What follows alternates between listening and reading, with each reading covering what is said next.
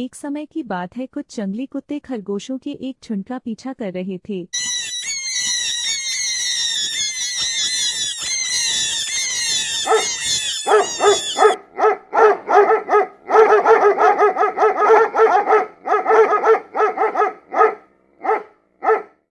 सभी खरगोश अपनी जान बचाने के लिए अंधाधुंध भागे जा रहे थे।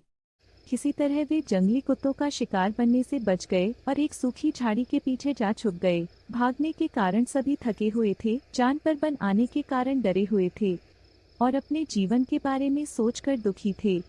कुछ देर गहरी सांस लेकर जब वे सामान्य हुए तो अपनी स्थिति पर चर्चा करने लगे। एक खरगोश बोला, मित्रों, क्या जीवन मिला है हमको।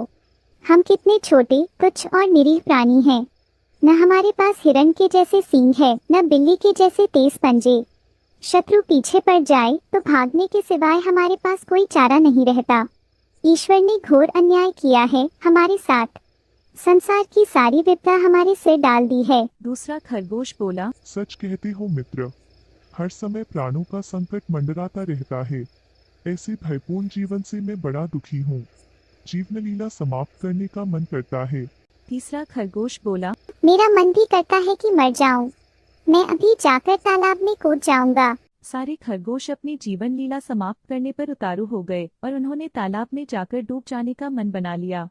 यह निर्णय होते ही वे सभी तालाब की ओर चल पड़े। वे जिस तालाब पर पहुंचे वहां कई मेंढक रहते थे। वे सभी उस समय तालाब के किनारे बैठकर आराम कर रहे थे। जैसे ही उन्होंने खरगोशों के कदमों की आहट सुनी, वे सभी तालाब में कूद गए।